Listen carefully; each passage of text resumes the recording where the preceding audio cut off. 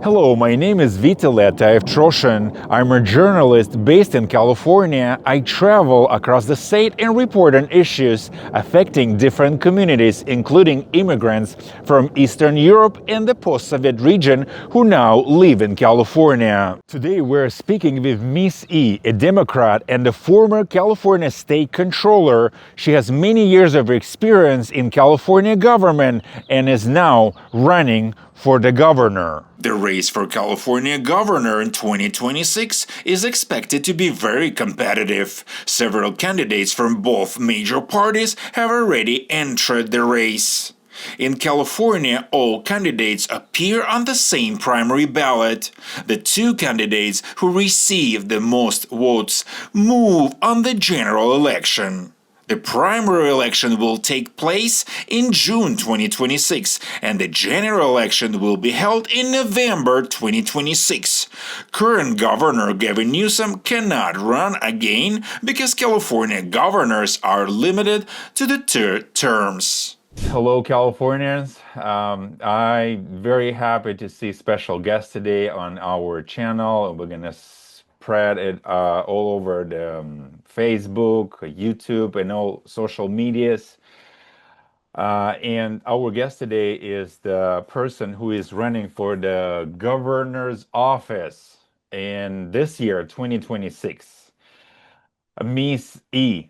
I'm very happy to see you and thank you so much because, like, to be honest, it's kind of hard to reach those people who are running for the main Right. position in Right. the state, but I like to see that you are open for public, for people, for journalists and communities. It's very, Yes. very important. I wish we will see our future governor everywhere in California. We have 58 beautiful counties, We do. and for sure, I think everyone would agree that we want to see our governor everywhere. It doesn't Yes. matter it's Central Valley or North hmm California, even in Death Valley. Yes, absolutely. Look, we live in a beautiful state. Every region is different, but it has such attributes and together, there's no place like California, right? And so, and I will promise you, Vitalik, because this is who I am, you will see me even after being elected to office. I pride myself on being a little bit of an expert in California because I do travel the state quite extensively to continue to remind myself about who and what I represent. And so, and that's why I'm running a grassroots campaign for governor. It just allows me to be in the communities and to learn more about just the uniqueness of the issues for different people in different parts of the state. Yeah. I absolutely agree that California is, I would say, the best place in the world because I've Yeah. been traveling a lot all over the world, more than 100 countries on my list, and I know why I live here because Yeah. it's the best, and we know why it's the best. But I have some questions Sure. for you, and I think we can go through, and then maybe something else we can put on top. Absolutely. So the first one, Miss E, why you running for that position? Because Sure. you spent many years to work for the government of California, and I mean, like people after those years, like 8 years, like they're always like, oh gosh, I don't want to work for the government anymore. I just want to go away. I just want to travel Yeah. and all this stuff. But you want to go back and you want to take care of more people, more Yeah. issues, the whole state. Gosh, it's kind of big. It is. It is. No, thank you.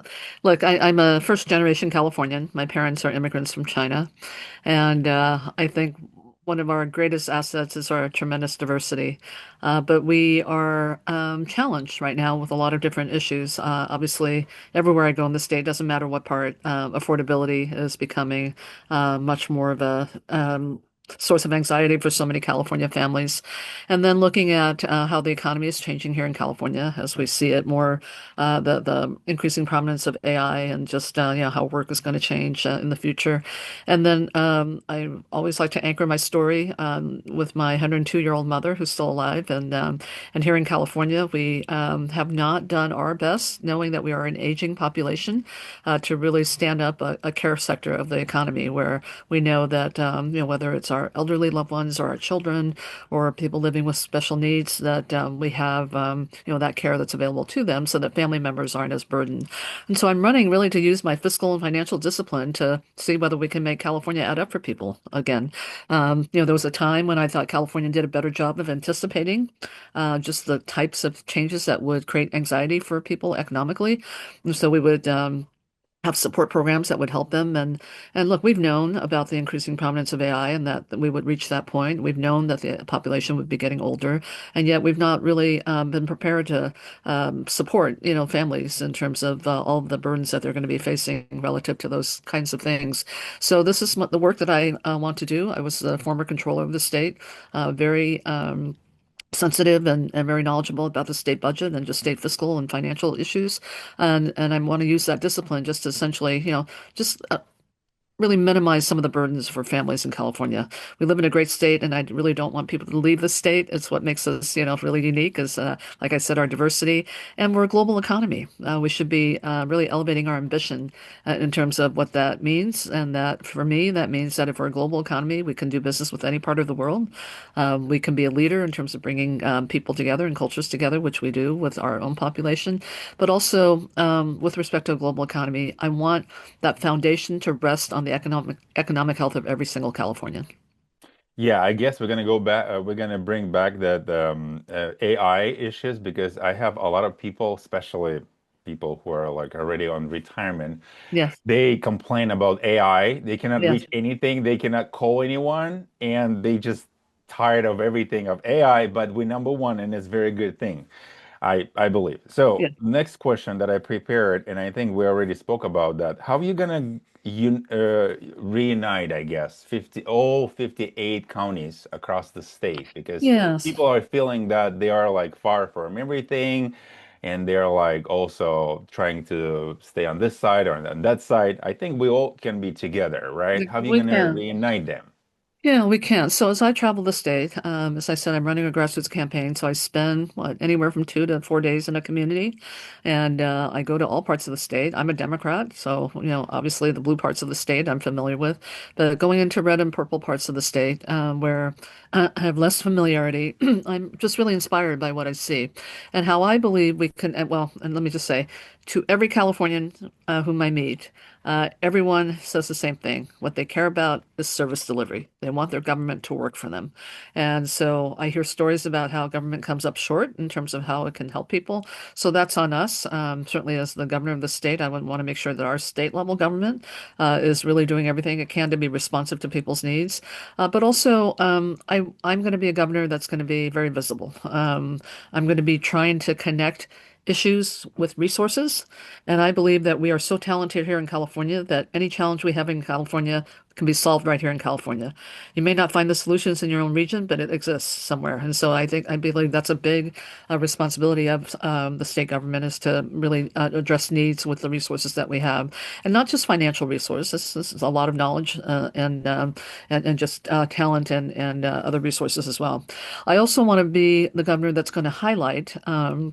How interdependent we are in terms of our rural areas and our remote areas to our urban areas. Especially when we talk about issues around water, when we talk about all the resources that our rural areas are providing, to our urban areas.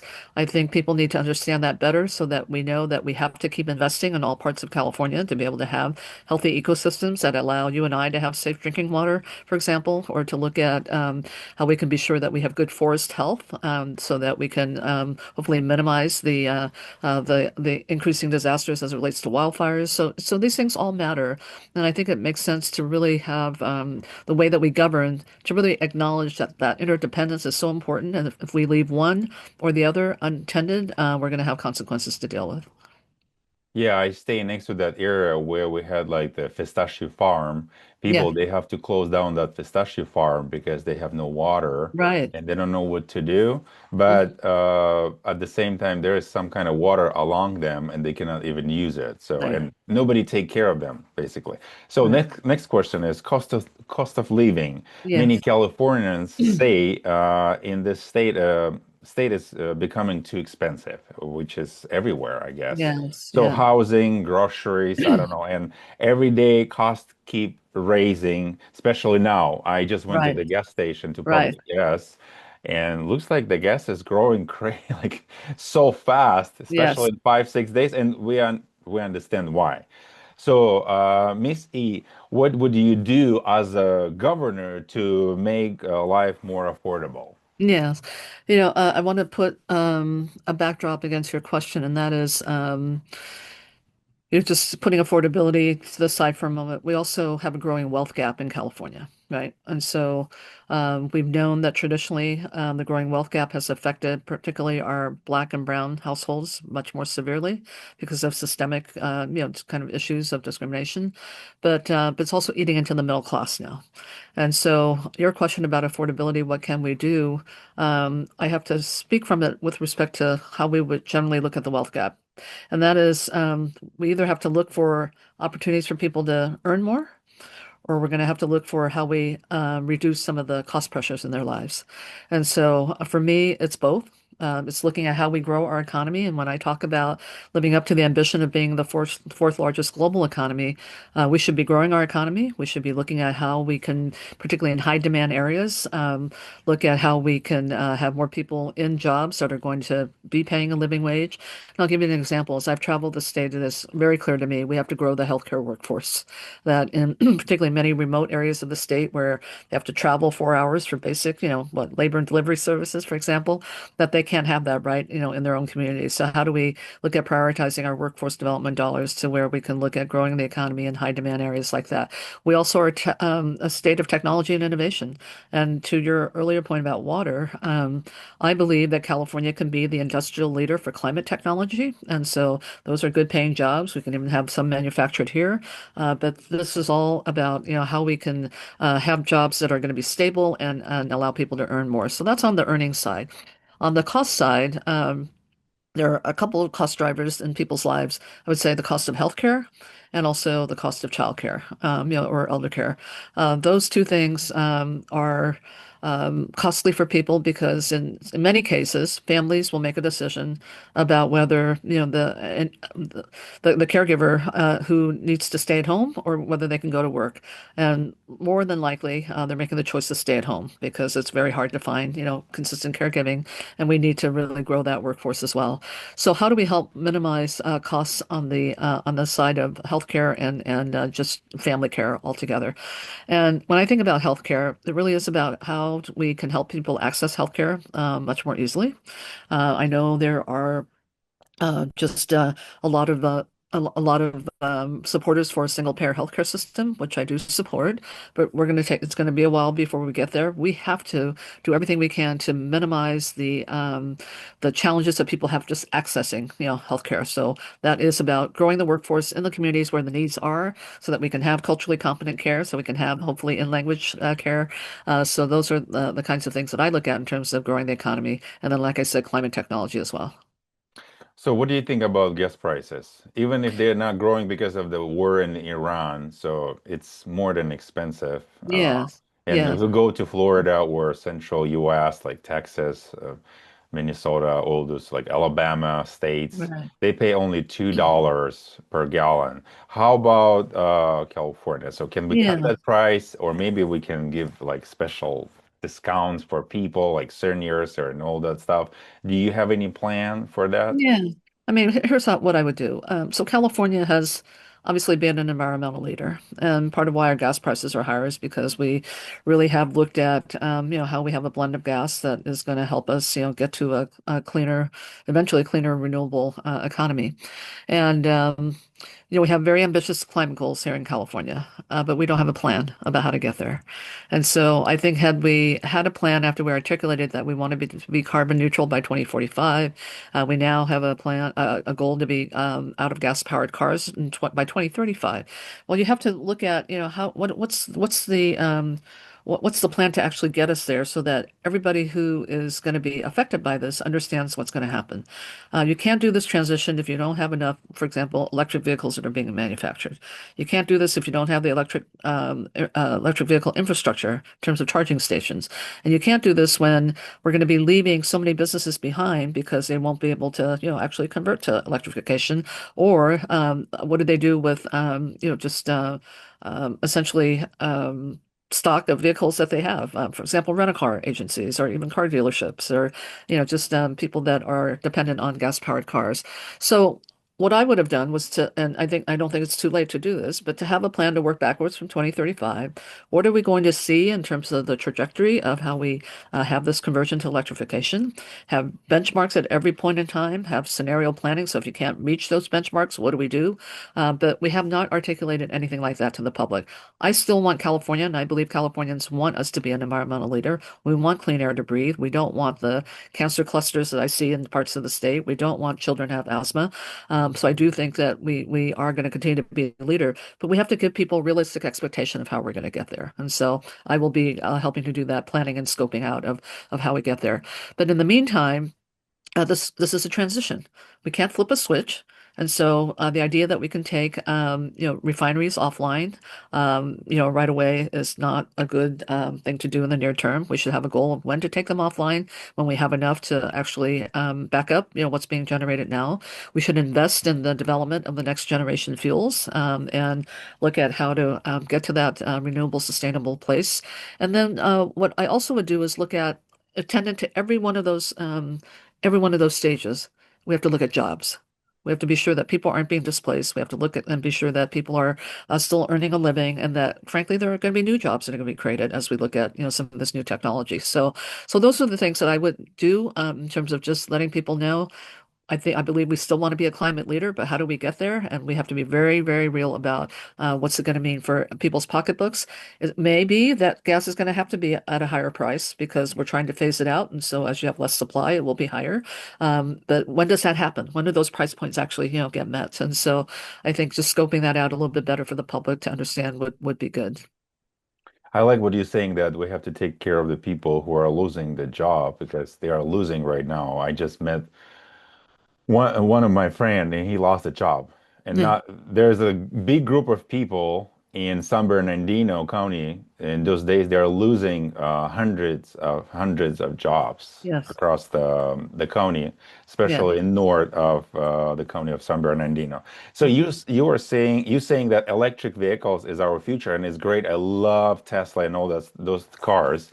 And we know that we have electric stations more than gas stations right now because I always follow news. Yeah. What But they still not saying. enough. Still not enough. Still not enough. Yeah, No, and yeah. I mean, I think the thing, Natalia, that's so interesting with any of these conversations, yes, we want to be sure we talk about jobs. We also want to be sure that these new technologies are also being deployed in our low-income communities as well, so that frankly, those that are bearing the burdens of some of the current ill effects of carbon, and so not leaving those communities behind. So this is where. When you kind of map it out and know how to deploy it and really pay attention to yes, what's going to happen with respect to jobs, but also what's going to happen in terms of just making sure we're continuing to make improvements in the health of a lot of our communities that are suffering from the ill effects of carbon right now. Yeah. but like I like those cars as I mentioned, but how they helping to Californians right now to switch basically? Because my plate number for my like the small car is like $300. Mhm. For Tesla is more than 1,000 right now Yeah. a year. So in Uh-huh. Florida they pay only $60 in 2 years to renew their plate number. Here in Mhm. California, for electric vehicles, we pay more to Mhm. get a new plate number for 1 year. Yeah. What do you think about that?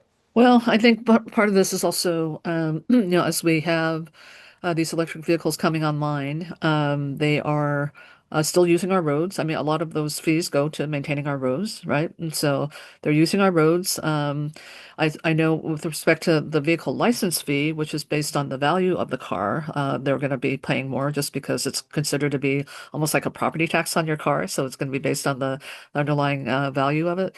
I think the way that those are assessed is right, but it is also about how do we continue to generate revenue that continues to maintain our roads that all of these vehicles are going to be traveling on. Yeah. Have you heard about that they're revoking driver's license for CDL drivers? I'm sorry, say that again? They're revoking driver's license Oh, for revoking. CDL driver. Yes. Yeah. Yes. Have you heard about that? And I've heard people about are it losing. yeah, with respect to well, the one relating to the truck drivers, I've heard of that one, right? With the particularly affecting many in the Sikh community who are in the trucking business. I've heard of that. And then there are some other attempts to revoke driver's licenses as well. I'm not as familiar with kind of the genesis of that, but I definitely I mean, I think a driver's license really allows people to, really have mobility and it's important for their work. And so I'll definitely be looking into that to see just, what the underlying, issues are around that. Yeah, what they're saying now, you have to have a green card or a citizen No, I know. to drive as a truck driver right Yeah, now. In California, we have like, I don't know, a few 100,000 people who we are do. driving across the state. So Yeah, next issue is regarding insurance. As yeah, you know, that many insurance companies have stopped offering home insurance in part of California because of the wildfire risk and all those different issues. right, What do you think about insurance? Because I know some of my people around me, they don't have insurance for their property. They right. and basic insurance for their car. It's just expensive Yeah. and affordable. And there is any plan that we can fix it or I don't know, help to the people. Well, a couple things about insurance I want to just mention. One is the insurance industry is not regulated at all by the federal government. It's all regulated state by state. Right. And so we have, and many of our California property owners whose policies have been terminated are now, some are getting insured by the FAIR Plan. Um, every state has a FAIR Plan that, companies pay into to deal with those who are hard to insure, supposedly hard to insure. I would actually look at how we can appeal to the federal government. States like California, Florida, Texas, just states where we have disasters, that are really risky for insurance companies to cover. But look at how the federal government might be able to essentially create a national reinsurance program so that people have a place to go. One. Two, I think if we add that dimension, we might be able to just be able to offer more competitive rates. But how we can get more competitive rates is this. The traditional insurance companies are just starting to do, catastrophic modeling, and a lot of what I call unadmitted companies. So these are companies that are in existence to sell insurance, but aren't recognized by the Department of Insurance as having to, kind of comply with all the regulations. But they have a lot of potential and a lot of capability to model all types of risks. And, it could be wind patterns. It could be, for extreme weather events. It could be just, the wildfires, any of this. But we should be tasking all of our insurance companies to underwrite based on the use of a lot of these new wildfire or disaster models. Because I think it would help them be more granular about how they can underwrite policies and not have to look at, for example, you could live next door to somebody who's taking every precaution about not having their home burned down in terms of what they built their home with, in terms of not having anything there on the perimeter, taking every precaution, and you probably haven't taken it.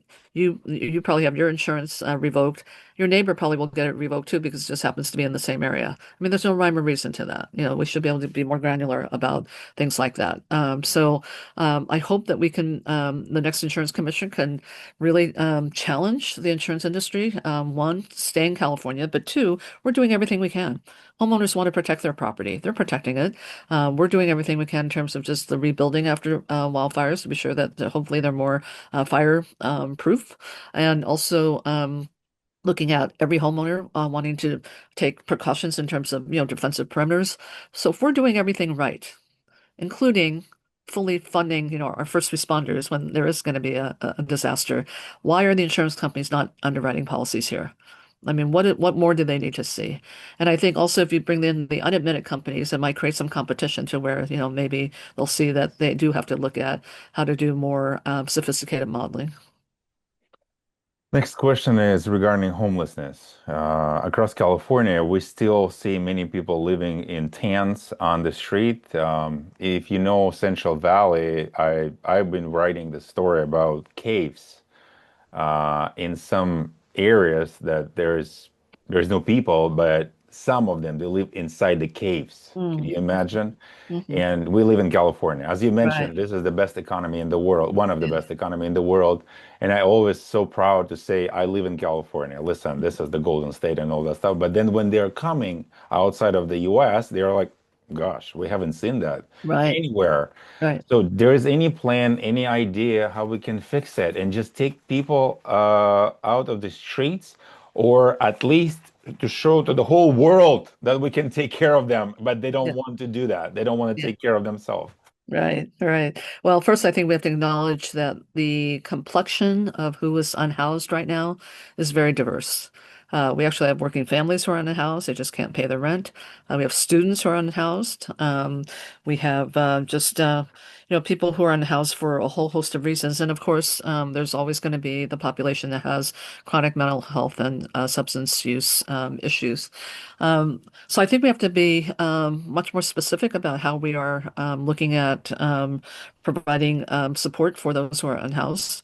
Um, and frankly, I would say we need to invest more in preventing homelessness from happening in the first place, because I think once anybody spirals into becoming unhoused and living on the streets, it's very difficult to, just look at bringing them back into the community. A couple things. One, we have spent about $24 billion of state money on homelessness. There needs to be better coordination, A and lot. also, yeah, there's been no coordination between the state, the counties, and the cities. And just even talking about basic roles and responsibilities. Now, generally, the encampments and the homeless and house will show up mostly on city streets. The counties are the ones that provide the services to hopefully get the unhoused rehoused. And so the coordination just locally is poor. And then the state, in facilitating the funding, has not really created expectations about roles and responsibilities. So that would be the first conversation I would have with any of our partners in government, getting any money to address the homelessness issue. The second thing is, I think the Federal Department of Housing and Urban Development actually has the continuum right. When you have somebody who's unhoused, you want to get them into uh, interim supportive housing as quickly as possible. So, just and there is a lot of movement on that where these tiny structures that are going up just for the fact of bringing people in encampments indoors so they can actually be served by, county services is a step. So into interim supportive housing, then stabilizing them enough to go into permanent supportive housing, and then being able to hopefully become to be able to earn again to where they can go into a stable rental situation, and I dare say even into home ownership. This is a continuum that's been the vision of the Federal Housing and Urban Development. Mhm. But what's been missing in all of that is the accountability at each step of the way. And this is where it's not just about government or the public holding government accountable. It's about governments holding each other accountable. And so we have to look at how we do that with our dollars. How do we measure success? How do we know that and counties? I will say and people don't know this, but counties have a very tough job from the perspective that they actually play three roles. One, they act like cities in their unincorporated areas, right? They provide countywide services, so like our libraries and parks sometimes they provide countywide services. The assessor's office, tax collector, that's all countywide. And then they are also the administrative arm of the state in terms of our social safety net programs, our healthcare programs, and programs like homelessness. Um, that third category, they will provide those services with whatever funding is provided to them by the state, and it usually is not sufficient. So it is one where, I just think counties have the toughest job in terms of local governments, but cities have a tough job because they see it every day. So how can we better coordinate around that, and what are the incentives for them to do that? But at the root of the problem, Vitaly, is we have to build more housing. We have to build more housing. People just and more affordable housing. So we have to look at ways to build that where what we build can be affordable for the long term, and we have to look for ways to build where the cost of building, isn't going to be extensive, and the time that's associated with building isn't going to be so extensive that we see more people actually becoming homeless. So we have to work at it from both sides. So prevention, looking at a continuum where we have accountability between all levels of government and the public, and then also looking at just being sure that we're building more housing. I love to talk about houses, and I have like thousands of questions about houses from my people. Awesome. Yes. But the main one is some Californians say that they own land, they own like a land for many years, but cannot build homes because of complicated regulations, all those issues. And they just have those lands for like 100 years, but they cannot build anything on those Mm. lands, especially rural and desert areas, for example. You know that. So, what do you think about that? Can we help them to build a house or let them do whatever they want?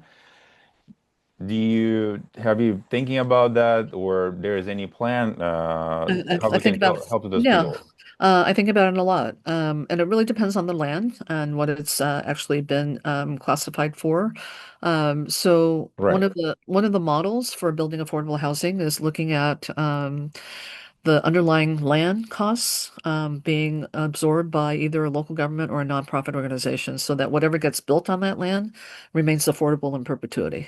So those are community land trusts, and I think that model is working in some areas of California, and I think for people who have land, that's a possibility for sure.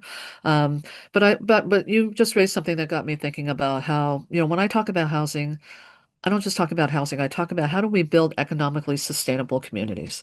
Because the role that the state can play is to incentivize business development, right?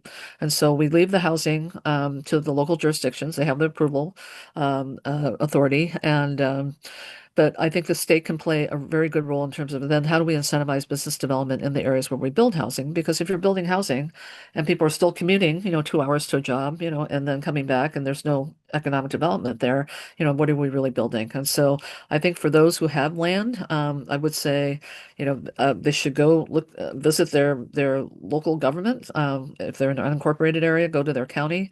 If they're in a city, go to their city planning department and ask what the possibilities are. Because this we are looking to build. We have such a unmet need in housing in all areas of the state, rural areas included. And in rural areas, I would say that there are added issues of mobility and just how do we get people around. So it's complicated, but I think when the state can look at business development, those issues then have to be considered. Usually, people they go to the county, those clerks, and they say that you have to do this, that. It costs a lot of money. You know that.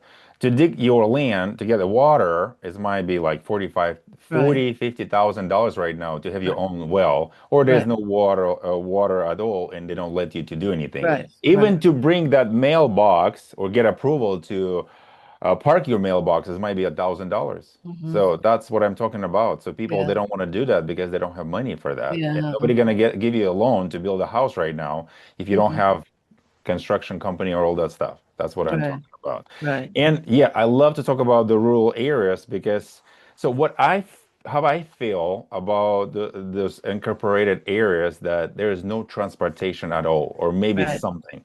And you're right. So they have to walk around. They have to go around, and there should be like a plan to develop that place because you're gonna let them to build houses. They're gonna build 1,000 of houses, but what are they gonna Right. do over there? Where they gonna get Exactly. money? How they gonna go around? So Exactly. as I said, that limited public transportation is slowing down those areas. So there's Mhm. any plan to take care of Yeah. that, or maybe we have. I think that that's how we can reunite California. Yeah. If they would able to take a bus from Kern County to get to Bay Area, they wouldn't feel that lonely, you know? No, I agree. I agree. This is why I'm a big supporter of the high-speed rail project. And I know it doesn't go to all parts of the state, but certainly between San Francisco and Los Angeles, when you think about that train running through the Central Valley, the whole idea behind the project was to allow and facilitate alternative opportunities for economic opportunity, but also hopefully enhanced housing opportunities as well. And what I would like to see, frankly, is a true public-private partnership for that project where we are looking. They're just now focused on the backbone of the route, which is the in the Central Valley. But when we should be thinking through that whole route already and just talking about how do we start to attract, businesses, revenue generating opportunities, so that when we are building housing, we know that that's already there, right? And And I wish so, we will have a train because you know that train from LA goes all the way to Lancaster, which is north of LA yeah, County, yeah, and there is yeah, nothing else. yeah, Nothing. I You have to know. go to Bakersfield Right, and you don't right, know how to get there. right. And people they that's how we're holding to Yeah, reunite the state, I I believe. So know. we have I to know. extend the railroads or something like that. Yeah, So let's go back to our immigrants, our communities, yeah. our people from different countries. Hmm. I also moved out of Russia back in 2016. Hmm. So California is home to millions of immigrants, Yes. including many people from Eastern Europe and former Soviet Union. Those people are different from Ukraine, Yeah, Russia. Russia right. is crazy big, huge. And Miss E, do you think these communities are being hard enough in state politics? Do you think we take care of them well, especially now, because they were staying here years without any paperwork to move forward, but they working for the state. They spend Right. their years, energy, and all that stuff, and now we Yeah, see what they do. I had yeah. one guy.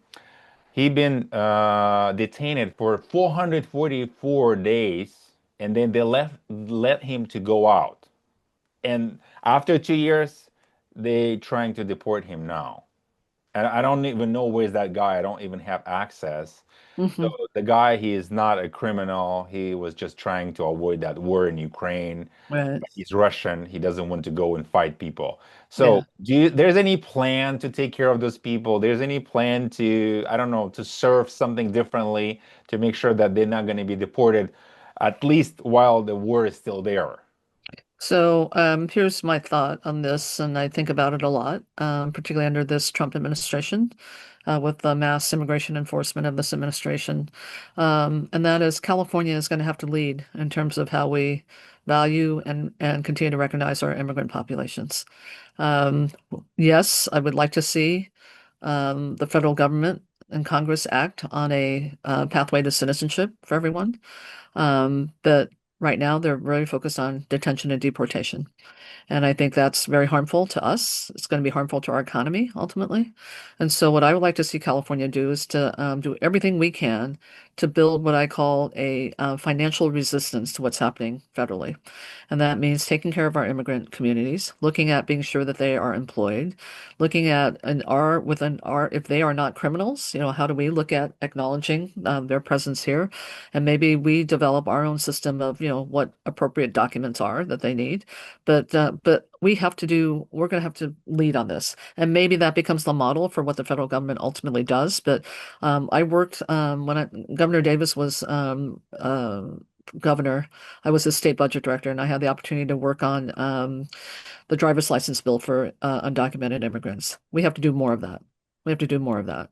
Especially Understand. with CDL right now. That's what Mhm. they are, why they are Exactly. taking it back because they are saying you Exactly. cannot have it, but you don't have any No, no, paperwork. no, no. We have to do that. And then I would say, just on the general response to the Trump immigration enforcement, I encourage everybody, I encourage all my friends, and I've done it, to take a Know Your Rights training because we have to be in the shoes of our immigrant neighbors to understand, just what They rights are don't being know. They don't know threatened. They how to don't know. fight. They don't understand No, anything. exactly. So I want everyone to take a Know Your Rights training. I want us, if we're going to be about protecting our communities and protecting each other, we need to do that because, Vitaly, this is not the end. This administration wants to go after our voting rights. Guess what? We're going to do a Know Your Voting Rights training after this. So this is no, and I mean it because this is about how they're kicking out all the underpinnings of our democracy here, and so we all have to be involved on this level. Like I understand the deportation hurdles right now in terms of just so many communities affected by it, including your community. And then looking at just a lot of detentions for no reason at all. So very, unconstitutional kinds of things that are happening. Families So are separated. Yeah, I know exactly, some families, they are like some husband sitting somewhere in Louisiana, wife sitting here in exactly, California, years. exactly. They sprayed their kids across the Right, states. right. Exactly. So I want to be sure that our Attorney General continues to fight this at every level, but I do believe that making the case that it's going to have a tremendous economic impact is really key because it will. It will. These are these are people who are being targeted that are adding to our economy, not taking away from it. So can I ask you about the crime that we see every day on TV about California? You know that there is some videos, especially on TikTok, people are watching, like some people are running or even like driving into the store, stealing stuff and run away, and then nobody taking care of them. So what do you think about that? Well, I think we had the legislature did put some increase some of the penalties for that, and then we had Proposition 36 that was on the ballot. I think the ballot the last election cycle, and so there are some remedies in place. What I think about it is that underlying all of this, it's an economic issue. People are not making it here in California. And when I look at public safety, I look at it as really a partnership between law enforcement and the community to deal with some of the underlying issues about why people are driven to commit crime. If you live in substandard housing, if you don't have any educational opportunity, if you don't have a job, if you don't, I mean, and they're trying to provide for their families. Okay, so it's not an excuse, but that's the underlying issue. And so how do we make sure that, when we talk about public safety, we go really down into the systemic root of, what is causing people to commit crime and, and poverty. I mean, we have the highest effective rate of poverty in the United States. A lot of that driven by the high cost of housing. But this is where people really feel like, they've got to resort to some of these things and some of these ways to just make it. And I've seen it. I mean, in broad daylight, just crime being committed and our law enforcement partners not really doing anything about it because they feel like they're not going to get anywhere. Well, no, we have to get back in the business of really understanding that this is bottom line economic issue, systemic issue, and the state, county, everybody has to come together with the community to talk about how do we make improvements in terms of people's, just ability to live a life where they can, support their families. Me see, I want you to drink a coffee or water. You said you have some kind of tea. I had tea. Yes. Oh, Okay. okay, please, because I'm drinking, you're not. And I want to talk about a little bit about the governor Newsom. So I just want to know, what do you think about his work? He was a governor. He's still a governor, right? Yes. Yes. He Uh-huh. was like 8 years, Yeah. and you've been working during his administration. So I mean, like I like a lot what he did, for the Yes. state. But a lot of people, again, they don't like him. They always like laughing on social medias about this and that, that idea, this idea. So what do you think about his job right now? And so what do you think is it's sad that he's leaving? We know his term is his second Yes. second term is almost finished. So what do you think about his job? He Well, is done uh, well or no? yeah, I've known Governor Newsom for a long time. I think he's been a good governor from this perspective. One, he's a very visible governor. I thought what he did during the pandemic was just really remarkable. He kept his focus on keeping Californians safe and healthy. And frankly, for a virus that people knew very little about, he took the hits when people felt like they were, being aggrieved.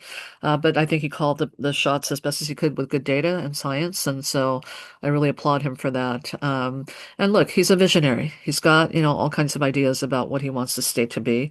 And I applaud that because I think it's always good to be aspirational and to look at how we can really do better and to think about our future here in California. Where I would say perhaps has come up short is I've been in public service for a long time, and what has made me successful is just being held accountable.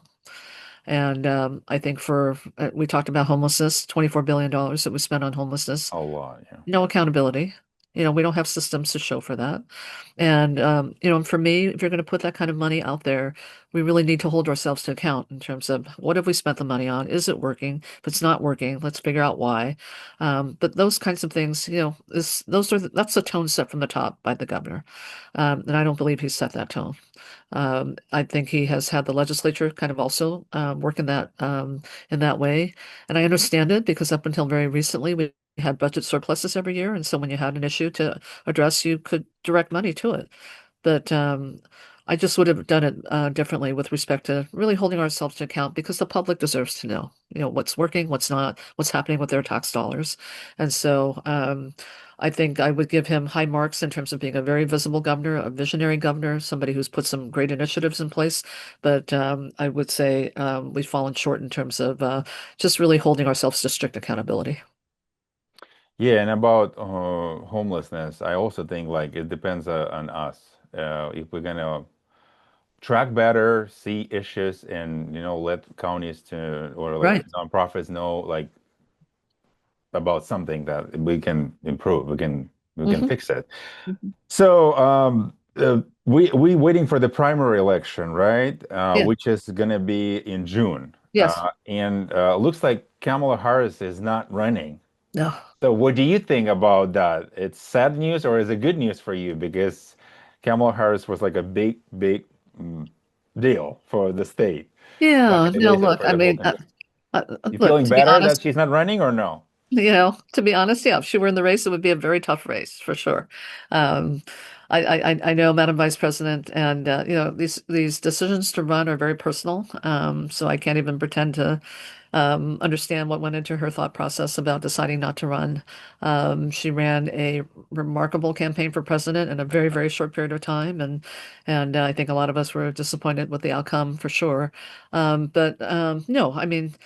I think she will find in terms of where she needs to go, in this next realm. But yeah, for the governor's race, it's crowded enough, and but it would have been much more difficult had she been in the race. Yeah, for all I of love to us. talk about California, especially point good things. Yeah. And Olympic Games are coming. Yes. Coming in 2026, and we see that LA is getting better and they're Yes. fixing something, extending subway metro, how they call Hmm. it in LA. So Right. what do Oh, you I know. think about that? And Mr. Trump, he should be here too. So you're Yes. gonna be as a governor if Yes. people gonna vote for you. So Yes.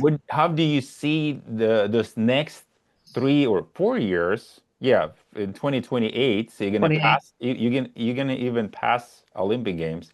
So how are you gonna serve the state during Olympic Games? Because again, California is number one for travelers. California is the best economy, and for sure, a lot of people are want to go to California. Yes. So there's any Absolutely. plan to, I don't know, to fix transportation, to improve something else, extend something, to make sure Olympic Games are going to be the best in California? Yeah. I have every hope that that will be the case. Look, oftentimes when we think about having large scale events like that here in California, we fix up everything nice and just neat and really looking good for the actual event, and then after the event, things go back to the way they were. I'm hopeful that with these Olympics, given where we are today in California, that particularly with transportation, that what we put in place for the Olympics stays there. We have a lot of communities around where a lot of the Olympic venues are that need regular transportation and hopefully clean transportation. And we need, and I mean, what I'm thinking about now is how are people going to get in and out of LAX, right? I mean, that is just on any normal day I'm really tough. sorry. I'm sorry. I just want to talk about a little bit of LX. Yeah. 20 seconds, and then you can continue. Okay.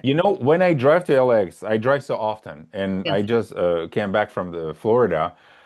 When you exit airport, the road is so bad. It's so bad. And foreigners are coming like to the best state of the world, and they're like, what's going on the road? Why it's like that? And nobody take care of that. Right. Right. That's the right. number one because Yes, people they exit the airport and they see the world, they see what's going on.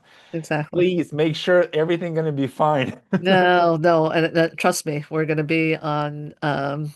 The world is going to be witnessing California, witnessing Los Angeles, and so we're going to be sure that things are moving, that people are going to be enjoying the games, whether they're on site or watching it from afar. But you hit the nail on the head. To me, transportation is the key issue, and I know there's been a lot of conversations already about how to make sure that that is as seamless as possible, but also how do we have some of the benefits of what we put in place during the Olympics stay in those communities afterwards. Yeah. Right, absolutely. And all what they're building, we're gonna keep it forever. So we're gonna live Yes. for the next few, I don't know, 100 years. Like transportation, roads, we need it. It's so Mhm. cool. Yeah. So I want to go back. I have to go back to Iran. We have a very big community, people from Iran. They Yes. left Iran in the last 40 years because of the regime and all that Yeah. stuff. So what do you think about Iran and how California could help to Iranian people?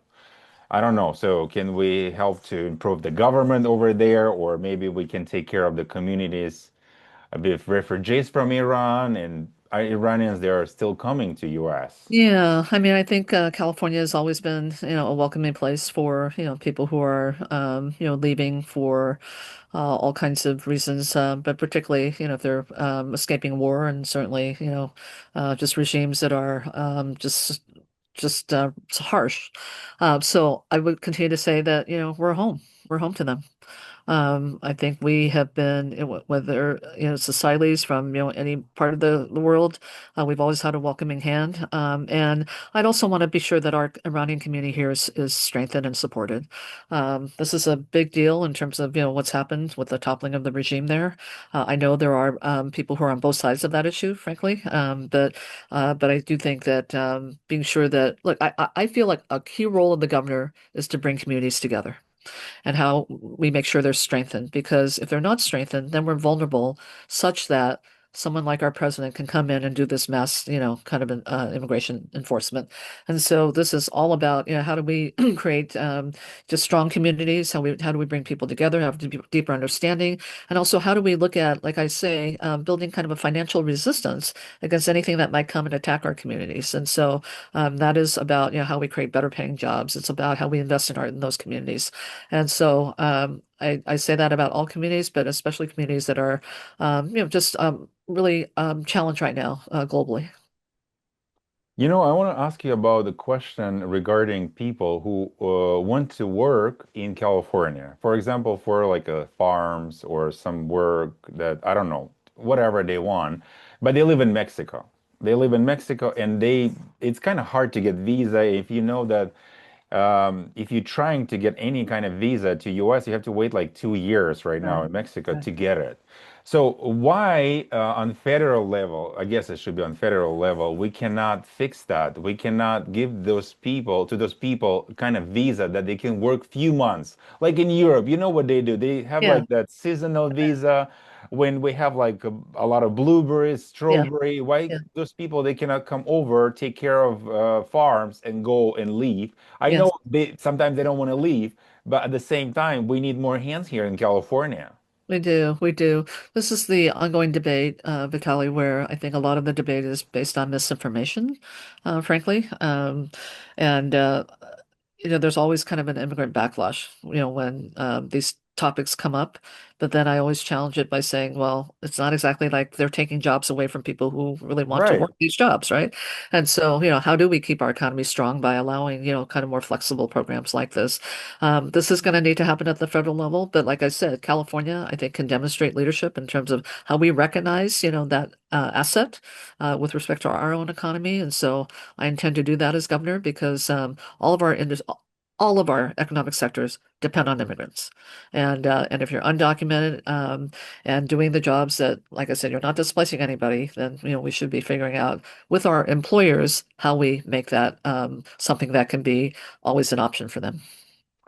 I have some questions from my community, Yes. which is for people from Russia or Ukraine. They move out of those Mhm. countries and they live in California. Yes. So what they're saying about, so especially if for you, you live in Bay Area, they're Yes. saying that they want to leave the state because they have kind of LGBT propaganda in those schools, and also they worry about restrooms. They're saying that guys, they feeling that they're ladies. You know what I mean? Feeling like as the females, they are coming to those restrooms, and some of them, females, they don't feel comfortable and all that stuff. Why we cannot fix that issue if we have that issue? I never experienced anything like that. But why we cannot fix that issue? Just build restrooms separate for all people, or like a private room everywhere they can go, and we will not have any issues at all with that. It can be like a private room in the schools and in the universities, or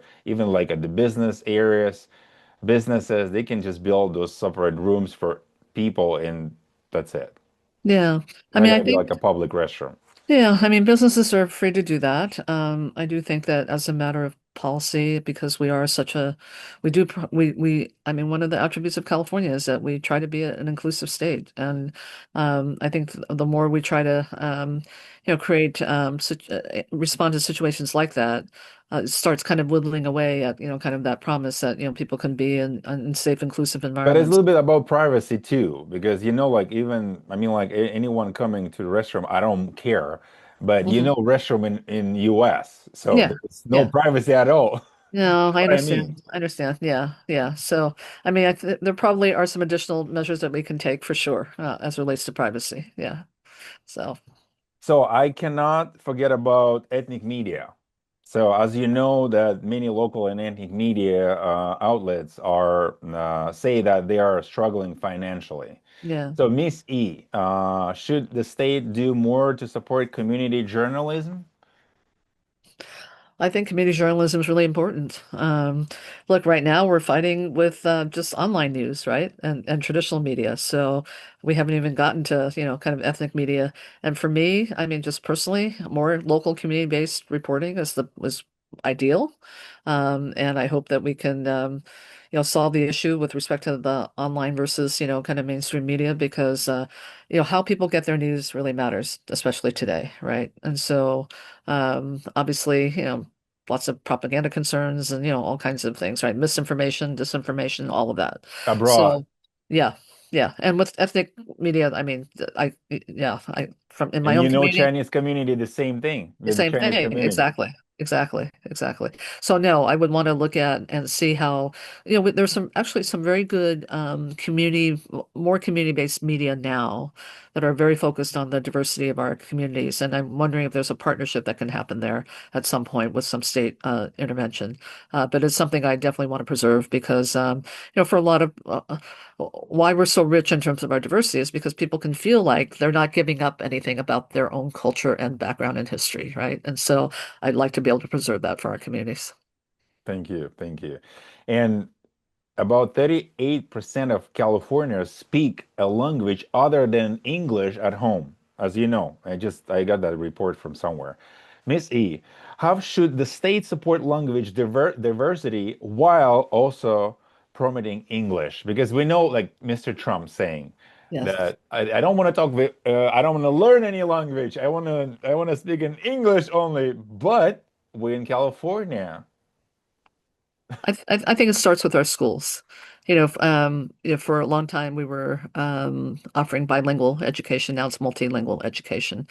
And instead of looking at it as kind of an obligation or kind of an add-on, we should look at it as an attribute. We're a global economy. We need to be able to do business with the rest of the world. We need to have people who know how to do business with the rest of the world.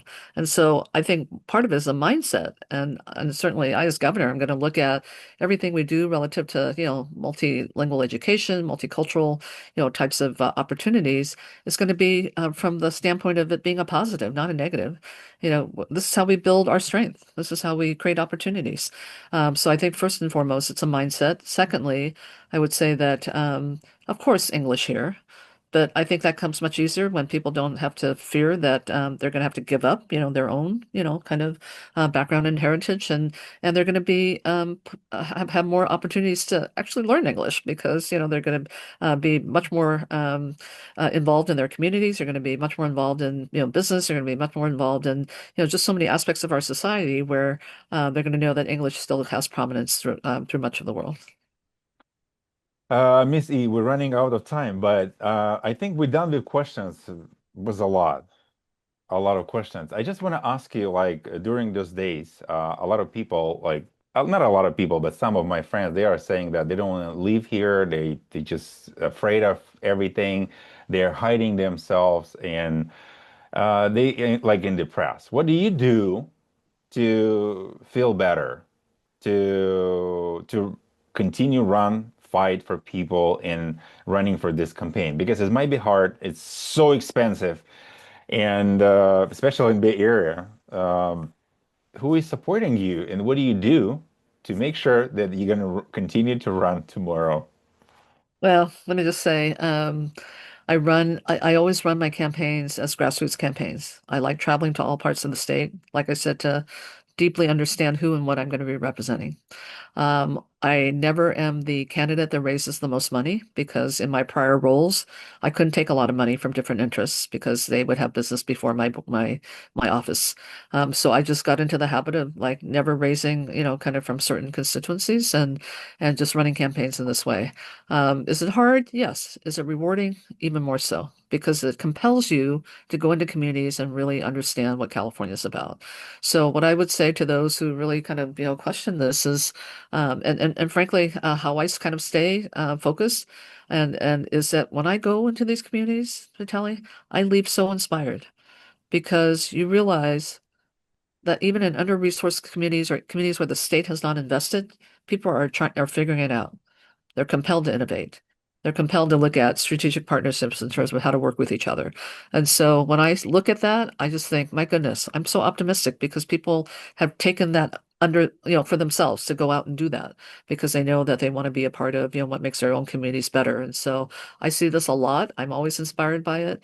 And then for me, whether I'm governor or whether I'm a private person, I always make time to stay connected.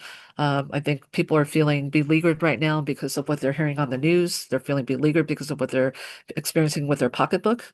But we have to stay connected because more times than not, if we stay connected, there will be new ways that we can actually, kind of identify that we can come together, new ways that we can solve some of our affordability issues, new ways that we can, just really talk about how we can build and strengthen our communities. And so I just think that there's a lot of division right now that makes us feel very alienated.